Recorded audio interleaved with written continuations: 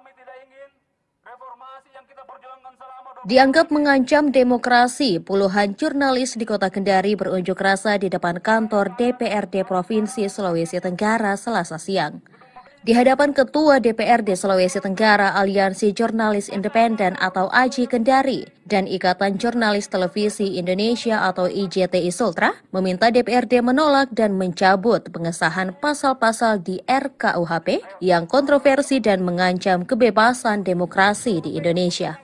Sejumlah pasal yang dianggap mengancam kemerdekaan pers diantaranya pasal 218, 220 yang mengatur tindak pidana menyerang kehormatan atau harkat dan martabat presiden dan wakil presiden. Selanjutnya pasal 240 dan pasal 241 yang mengatur tindak pidana penghinaan terhadap pemerintah. Selain itu, pasal 263 yang mengatur tindak pidana penyiaran atau penyebarluasan berita atau pemberitahuan bohong. Sementara di pasal 264 mengatur tindak pidana kepada setiap orang yang menyebarkan berita tidak pasti, berlebih-lebihan, atau yang tidak lengkap. Semua hal-hal privat masyarakat hari ini itu diatur.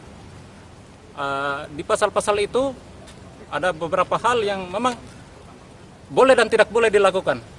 Boleh dan tidak boleh ini itu yang sangat berbahaya karena hal-hal privat masyarakat itu semua diatur, dikekang untuk tidak berpendapat ataupun mengkritik pemerintah atau pemangku kebijakan. Ketua DPRD Provinsi Sulawesi Tenggara Abdurrahman Saleh yang menemui masa aksi menegaskan setuju dengan aksi yang dilaksanakan oleh para jurnalis.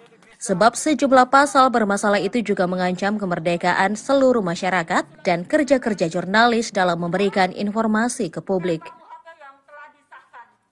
Pasal itu ya DPRD Provinsi Sulawesi Tenggara ya dengan sendirian dengan adanya aksi ini kita mencermati melihat ya harus ditolak dan harus diterima oleh DPR RI bahwa ada sesuatu yang salah dan sesuatu yang keliru sehingga bisa dibenahi dengan baik. Apa langkahnya Pak setelah ini? Kami jelas akan menandatangani menyurat kepada kompeten di Jakarta untuk senantiasa mencermati. Sekali lagi kami tidak anti terhadap rancangan undang-undang tapi harus dibangun dengan rasa keadilan, kesungguhan dan mewakili semua rakyat Indonesia yang ada di 38 sekarang provinsi.